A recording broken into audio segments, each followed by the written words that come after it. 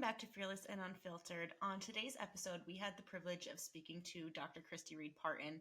She is the owner of Revel, which focuses on the psychology of aesthetics.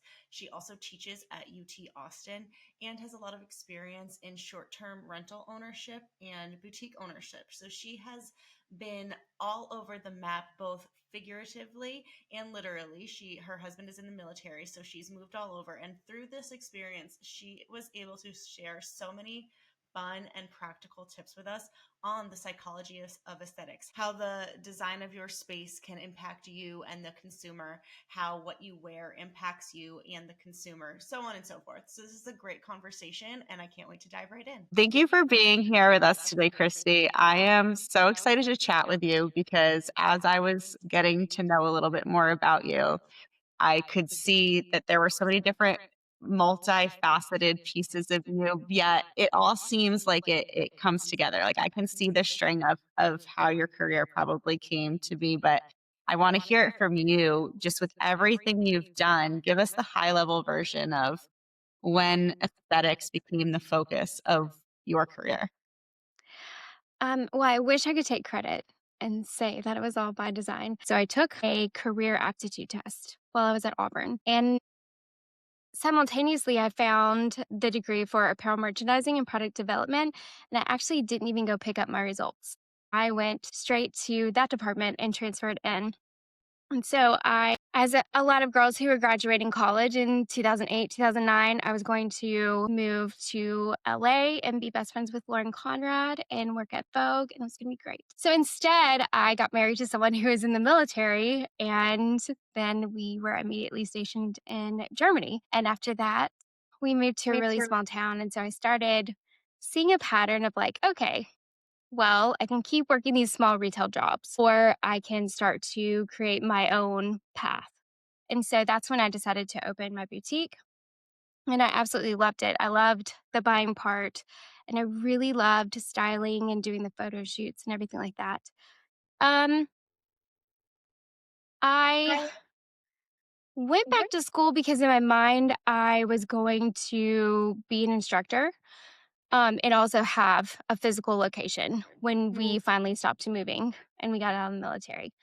And when I went to grad school, I quickly recognized that I really loved teaching. I graduated with my master's, and then I went back and got my PhD, which I was always terrified of, having to write a 200-page paper.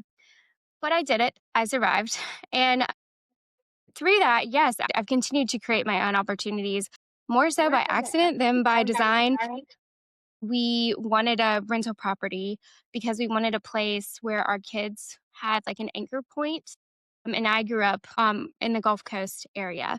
And so that's how that came about. And I recognized that after I was paying $35 for a light bulb, I wanted to take on the management of it myself. And so that's how I started doing that. And then the boutique was something that would carry with us, regardless of us having to move. Mhm. And then going to school, when you're in your doctorate or when you're getting any type of graduate degree, you have to pick a path. And I chose social psychology and aesthetics. So the boutique was online, right? And then you did this when you were in Germany. Well, I'm sorry. So we bought our rental property when we lived in Germany. Then we moved back and we were being stationed in Washington. And in my mind, I was thinking Seattle, Tacoma. In reality, it was a tiny little town called Ellensburg on the east side of the Cascades, where the population's like 10,000 people or something. I don't know. It's adorable, but not really a thriving metropolis for fashion. And that's where I created the boutique. So I had the short-term rental property, and then I started the boutique. And that's also the place that I had my two oldest kids. And then we left there and we went to Kansas. My boutique really thrived there because we lived on base. And so I had just a collection of women around me that were, similar age and interest. And so it worked well there. And then we moved to Virginia. And Virginia also did pretty well, but I was starting to pick up on it's not as easy to move a business as you think it is, even if it's all online. So during this time, we were also upgrading with our rental property because when we were in Virginia, we had my third child. And that's when we realized, our small 1-bedroom, 2-bunk condo on the beach wasn't really going to fit us all anymore. So we finished out the aesthetics. Cost us less than $5,000. And we sold it for a 6-figure profit. We were able to take that money and get to a 2-bedroom. And so with each of the rental properties, I just began to notice a pattern of every time I would go in, and it doesn't have to be like a complete overhaul. It would be like paint and, new textiles and furnishings and such. I would significantly increase the rental revenue. And so ultimately we sold our last one. It was a 3-bedroom bath and it was right on the water. And it was like a corner unit. So it had gorgeous views of the water. But yeah, in around that time, I also decided when we moved back to Washington, lots of moves, sorry. That's when I decided that I really wanted to pursue getting my PhD and teach more than continue on with the boutique. So as it stands, boutique you have since closed, and the rental properties, do you still own those, or have you moved on from that as well? We have moved on from all of them apart from one. We still have our house in Tacoma, and I'm not sure I'll ever sell that house, to be honest. It's an adorable little cottage that we will never fit in because we are too many people and too many dogs. But it has a wood burning fireplace, and like it's built in the 50s, and it's a mile from the water, and it's adorable. So we have amazing renters in it right now. And so, yes, I've sold that, and now I'm creating Revel. So my joys out of having that boutique was really working with women and helping them like find their own style and not just be so dependent on trends. And so that's between that and the classes that I teach at UT Austin, it seems like a lot of people just have a lot of interest in that. And that's why I decided to create Revel. Well, I love that. And I can't wait to hear more about Revel as we kind of walk down this path. But I am so stuck on the idea of aesthetics and psychology coming together.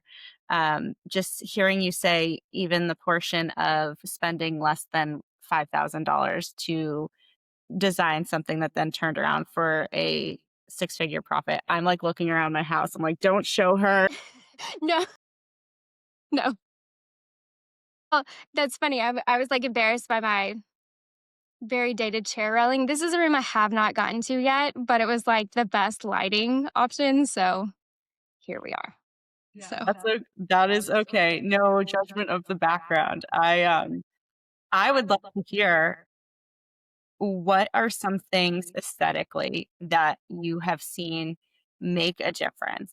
And I'm asking because I feel like the people who listen to this podcast, one, we all want to enjoy our house and where we live, but there are business owners who have storefronts, or there are people who have online businesses where maybe like I'm looking behind me now, like the cluttered background might be a whole thing. So I feel like there are tips that you can give us on aesthetics and how they impact, one, how we feel about our space, and two, the buyer psychology, so to speak. yeah. So if we look at it from a short-term rental property point of view, one of the things that you have to think about is like it's still a touch unsettling to go into someone else's house and Mm. sleep in a bed, right? Like there's still something a little like, it's an Airbnb. They probably don't live there, XYZ, but there's still something about it that's like, this is kind of weird. So what you need to do is that is a place that you do not want a high level of complexity. You do not want a high level of clutter because people's brains automatically go to, well, if there's that much happening, like how are they cleaning all that? Also having bedding that is lighter, because when we see something that is white, we automatically are like, you can look at it and tell it's clean or it's not. And so sometimes that can be counterintuitive for people because they're like, well, renters come in and they mess things up and they stain things and they don't treat your stuff nicely. And I have learned that that's simply not true. In fact, when you do have nicer things, your renters are much more likely to come in and treat your stuff with respect versus if you have a 1980s like pleather sofa that they're like, well, are they really going to notice this additional stain that I just left? Like there's a difference. So when you set an environment up, you're really communicating to your renters how you want them to interact with your stuff and interact with your place. And so when you have, I'm not saying you need to have your grandmother's china there for them to use or anything, but when you do have, plates that match and glasses that match, things like that, it's in our brains, we're like, well, we don't want to break this because we don't want to be charged that additional fee, right? And so you really do start to communicate to others, like exactly how they need to act when they're in your space. So, another big thing is going to be color. Color is a huge one. And that doesn't mean that everything needs to be white, bright, and airy, because, if you walk into a log cabin in Colorado in the middle of the mountains, you're probably not expecting, a pretty sea foam green on the walls. Like you're expecting that kind of like darker, cozy aesthetic. And so the research that I did with my dissertation, it really confirmed for me we all have an image in our mind of how a house in these various locations should look. So even if you've never been there, if I tell you, meet me in Vail, Colorado, there's still something about you that's going to envision probably like a bit of a log cabin, snow, a cozier vibe. It should have a fireplace. These various aspects of how a house should look in Vail, Colorado are going to come to your mind. And so, what I just confirmed is really the closer that people can get to providing that for guests, the more likely they are to notice that rental unit and the more likely they are to want to book it and pay a higher price versus the units that might still look nice and they might still have a great aesthetic. But if they have hired a designer and the designer has kind of done a copy paste with every single, you know, the bedding is the same, the furnishings are the same. And yes, they're nice, they're okay, but there's not a lot that's standing out because of the Instagramification, for lack of a better word, of how these short-term rental sites work now. People's eyes will miss. And so you really need to have a higher level of novelty or authenticity that's going to make someone want to stop and actually look and pay attention to what your unit has to offer. Wheels are spinning right now because I'm thinking about my habits as the consumer. If I'm scrolling Airbnb, even just like on Airbnb, sometimes I just go on and make wish lists because that's what I don't know. That's what I do for fun. I like to travel, and it is a dream of mine to own a short term rental. But I really have this crazy thing in my mind where I want to make something themed.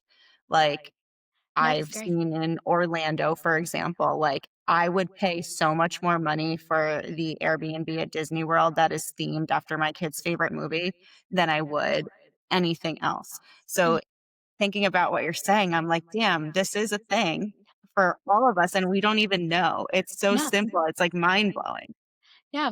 And so, to add on, to give another example quickly, for people who own brick and mortar stores, the way you have the layout and the amount of items you have within that space also communicates several things to your customers. So it can communicate to them if you have a lot of stuff that your stuff is on the lower end and it's not of a higher price point. Then if you have stuff that is like if you own a boutique, for instance, and you have like one bag nicely displayed and you have shoes in places and there's space between all of these items, it can make such a significant difference because people feel calm and they feel like they have the ability to really look and see what you have. And so there's less complexity and more space equals this is going to be a higher price point. Hmm. Versus when you have racks that are very cluttered and they have, 50 shirts on them when they should have 15, then that communicates to a customer like this is going to be cheaper. Like this is where their deals are within the store. Yeah. And lighting is going to be a huge one. And so it's just you don't really recognize it when you're walking around the store. Like it's not like your brain is consciously telling you these things, but it's what's being subconsciously communicated to your customers that a lot of people don't realize. So the average listener of this podcast is a service-based business owner, someone building a personal brand, whether they have an online business or an in-person business, that doesn't necessarily matter. But how would someone who is actively building a business use this knowledge of aesthetics to their advantage? So one of the classes I get to teach is product development, and I love it because product development is the whole gamut. So it really is looking at the finished product, how you want it to be marketed, the price point you want it to be, the exact person you want to walk into a store or, look online and get your product. And then you have to work your way backwards from that. And so it is very much like, what are you trying to communicate about your product? Because if you want your product to be at a higher end price point, then you have to recognize like you don't want it to be a website where you go to it and you see big red sell signs everywhere and you're like 50% off, 30% off. Like that's not communicating prestige. It's not communicating something that is going to be of a higher price point.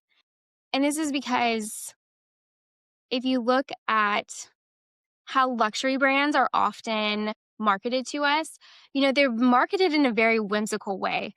It's very rare for you to look at a luxury brand and them actually even show you or explain to you what the product is. If you watch a perfume commercial, a lot of times it doesn't pop up until the end. And the whole time you're watching it, you're like, what's happening right now? It's lovely that flowers are floating from the sky, but where are these people? What are they doing? And so is it that? Are you trying to market luxury or is it functional? Like, is it something that people actually need? And then you need to show them how you're actually using the product. Because design at its very core is communication. So everything from our cars to our computers to our cell phones, everything is telling us, it's communicating to us how we should interact with it. And so it's the exact same way with aesthetics when you walk into a store or when you go to somebody's website. They all are communicating to us how we should interact with the website, what the price points are going to be, if it's cluttered, if there's a lot happening. If people feel like if they have to search through things, then there's going to be a deal out of it, right? So, like, think about walking into a TJ Maxx versus walking into Coach. So a lot of times any type of designer bag, like when you walk in, they often have like one bag, like in an area, has its own little space, and you really have time to take each product in individually. Versus when you walk into a TJ Maxx, listen, if you can find a product immediately as soon as you walk in the door, like mad props to you. You must have fantastic eyes. But most of the time you're having to like dig through racks. But on the other end of that would be you getting a pair of, yoga pants or even a bag for significantly cheaper than what you would normally pay. And so it's that same mindset that it carries over through really all products. So now how does that affect how we dress? Because you said you study, the perception that people have of us and even that we have of ourselves when we are getting dressed.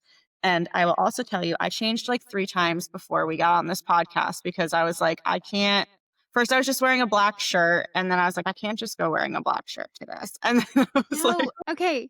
We should have connected because I had on a black shirt and then I was like, I'm literally getting on a podcast to talk about aesthetics. So here we are with that. So I love this topic. So the entry point that I meant to start with was actually talking about how I grew up. My mom was a single mom. And so we didn't have a ton of money, but I have been called picky and not in a thoughtful way my entire life, and told that I was impossible to buy anything for. And so naturally, I wanted to have the same clothes that everybody else had, the same brands, etc. But while my mom did make it happen, naturally I had a lot less. So when I walked in my closet, there was less to choose from. So at an early age, I got pretty decent at like matching out things to make it look like I wasn't wearing the same things over and over and over. And so I think that that's part of where it came from. And that's how my love for aesthetics grew, because then people just started asking me, they're like, well, how do you do that? Because I look in your closet and, it's not like bursting at the seams. And even now, people get shocked to find out like I don't have a whole like winter, summer wardrobe. So a lot of it is really learning. And here's where people get stuck. People have to learn how to buy their style more than their taste. So people can have a very wide ranging set of items that they love, or that is their taste. Like they look at it on somebody else. You might look at it on your friend and be like, oh my gosh, that looks amazing. I want to buy that.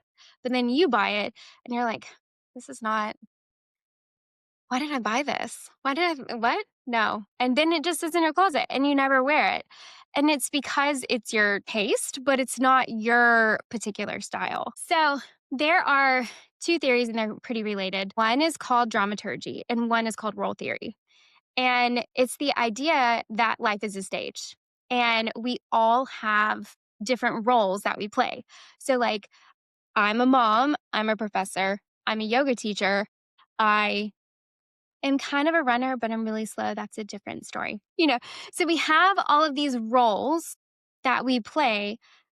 But if I showed up to my class on campus wearing my yoga pants and a crop top, my students they're going to feel pretty awkward, right? Because like, did she get confused?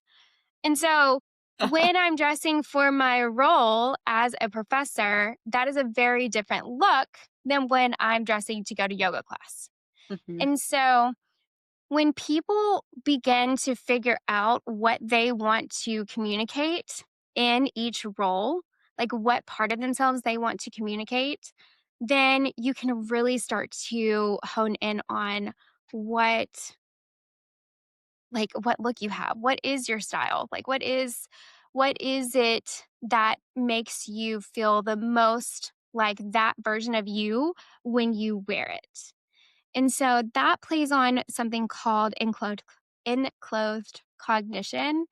And so enclothed cognition was actually, there was a study by two researchers, Adam and Galinsky, in 2012. It's supposed to bring out qualities, is testing the qualities or the characteristics that someone needs to have in order to be a very good doctor. So in this test, they did it was randomized. So there were 3 groups. One group was told that the white coat was a doctor's coat. One group was told it was an artist's coat. And one group saw the jacket but never put it on. And then they were tested using this method, which is supposed to pull out the qualities of like being very detail oriented and also very fast acting. So like you have to pay attention to details and you also have to be quick with your moves and with your responses because you're a doctor. Or in some of their cases, an artist.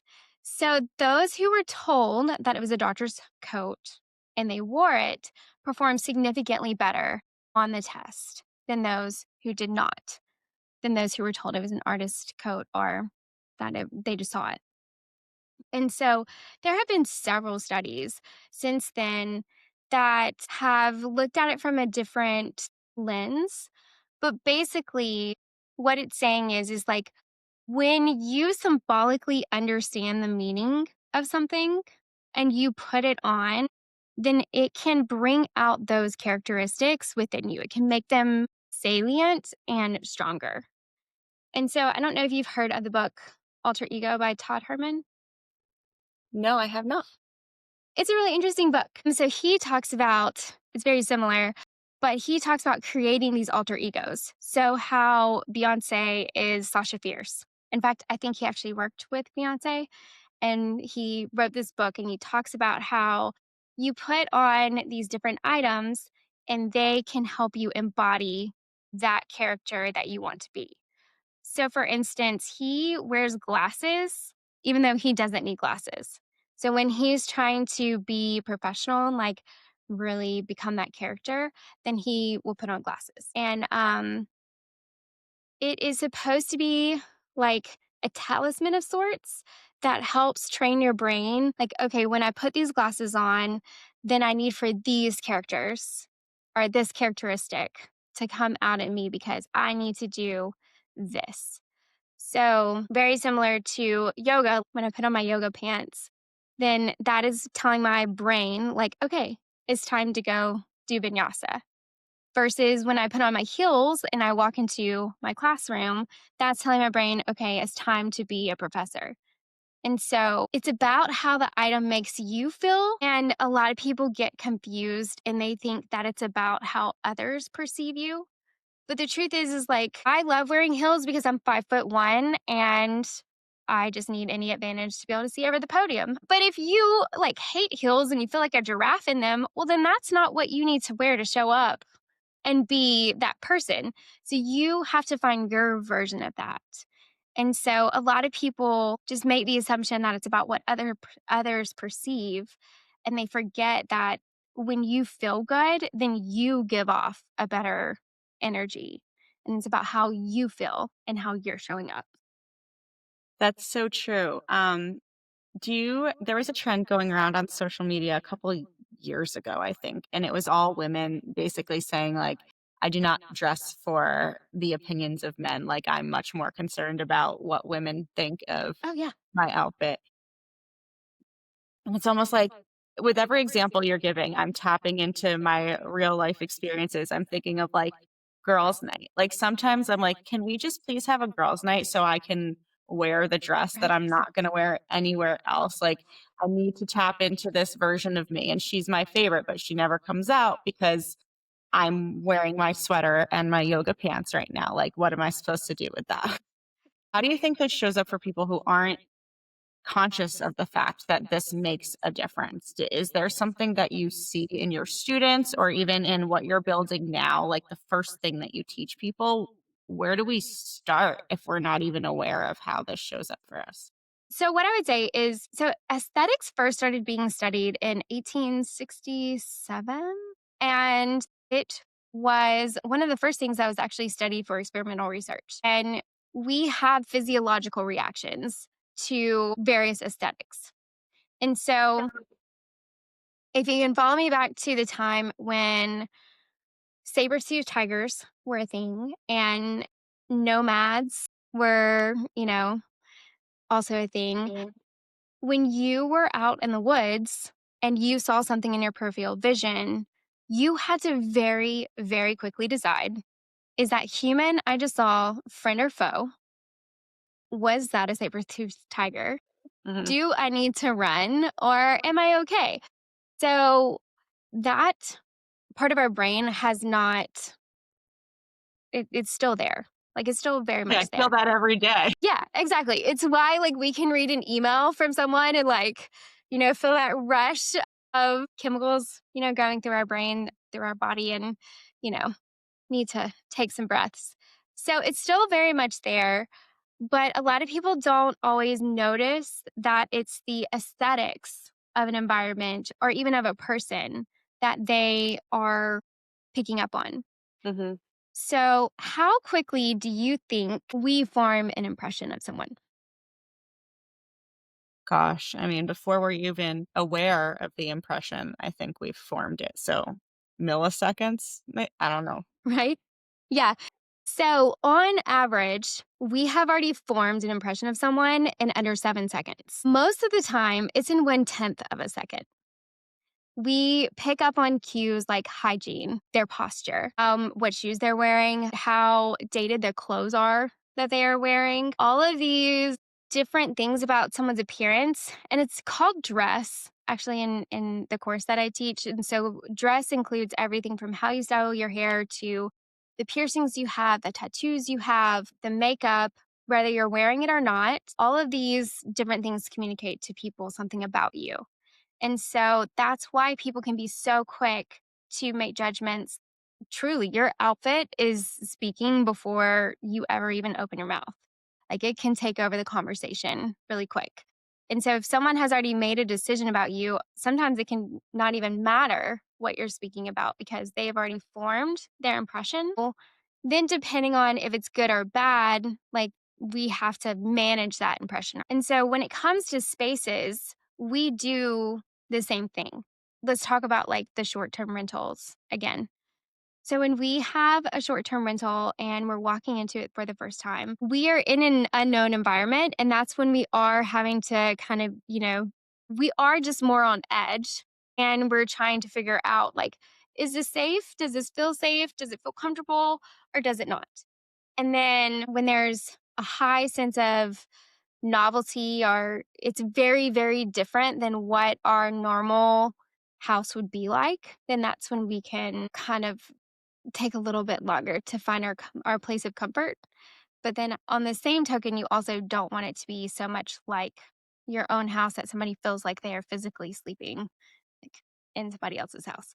So it's an interesting balance that you have to walk. And there are elements and principles of design, and they're actually universal, but everyone's threshold of what they can handle in terms of novelty and complexity and how much familiarity they need is drastically different. And so just like how you were saying you would love to go to Disney and, be in a place that mimics your kid's favorite movie, like for other people, if they've never seen that, then that actually might detract them from wanting to stay there because it's too novel for them. Like they haven't been exposed to it often. Right.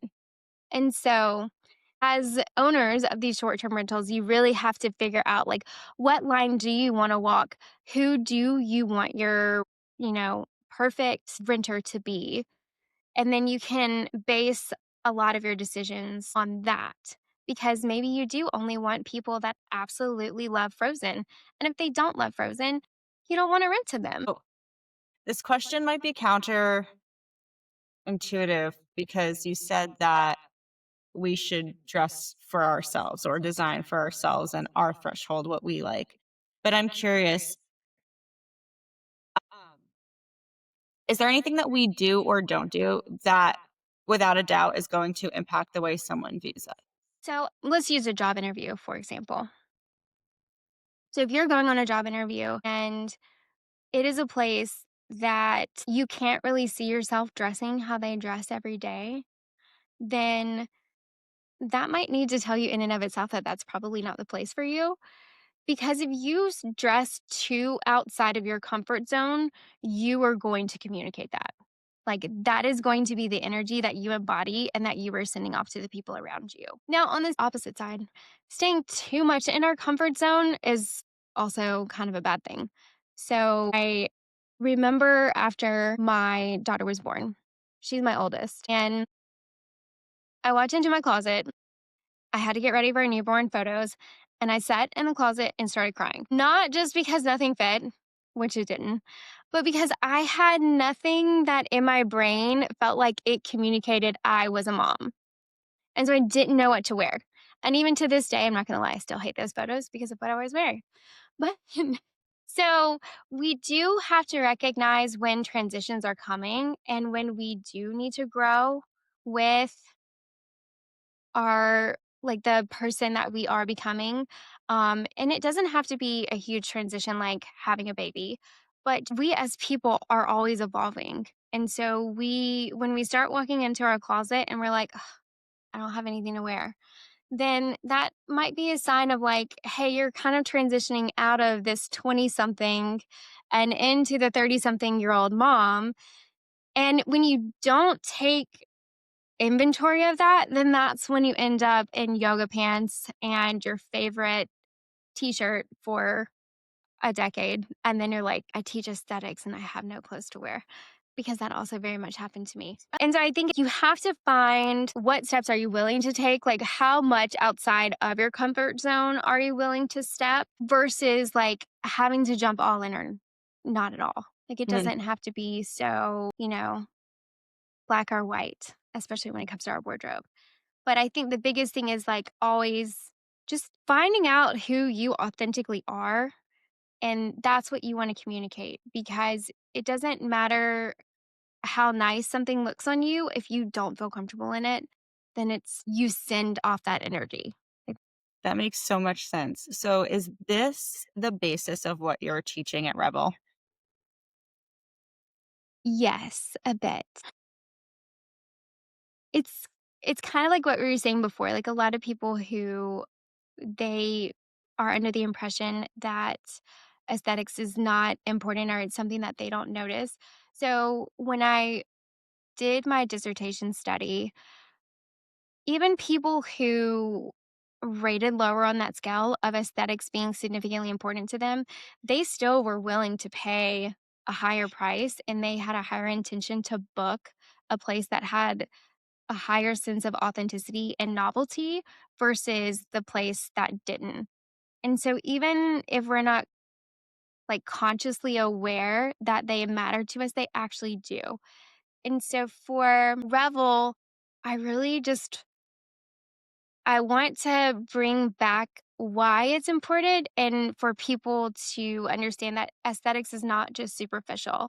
You feeling good in your own skin, you feeling good in what you're wearing, you feeling good about your environment. All of these things are extremely important because they make you actually physically and mentally feel better and feel good. And so that's really the root of what I want to do at Rebel. So if someone is listening to this and they're like, wait, I feel attacked because I did not pay attention and now I know that this is important, how do they go about working with you or learning from you? I'm working on my website and maybe saying a lot of four-letter words as I try and build my website from the back end. I am creating a free class, free webinar. I'm not asking anyone to sign up for it. It's really kind of practice, but I am going to be talking about the social psychology of dress and how it impacts us in the different theories that we kind of use on a daily basis without realizing it, and how we can actually um, if we understand them better, we can use them to our advantage. And so that class is at the beginning of January on I think I have it booked for the 10th. And so I can also send you information on that as well.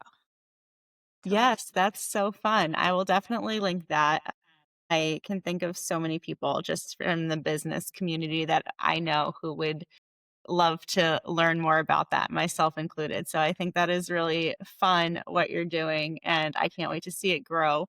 I'm definitely going to go into my closet as soon as we hang up and start making piles of what's what. But Ask yourself, would you buy this again? I'm like, if I walked into a store and had to buy this, would I buy it and would I pay full price for it? And if the answer is no, then it goes into a pile. You don't have to get rid of all of it at once, but put it in a pile. And then within that pile, there's the definitely get rid of. There's that I'm going to keep until I can replace it.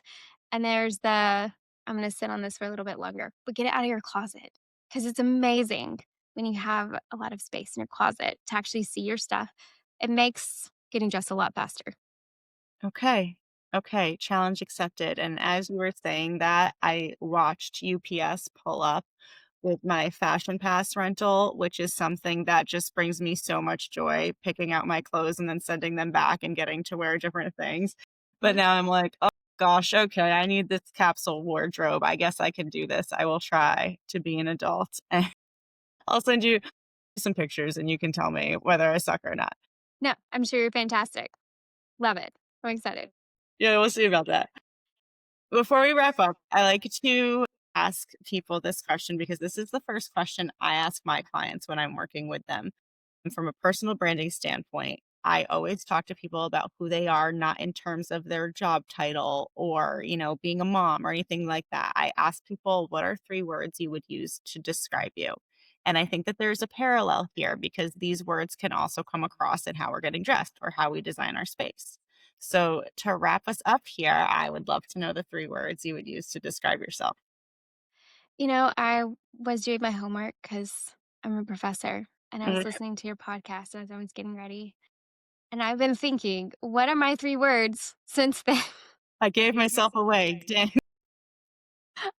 No, I think it made it worse because I think if I had been, more on point with it, then it would have been easier. And so I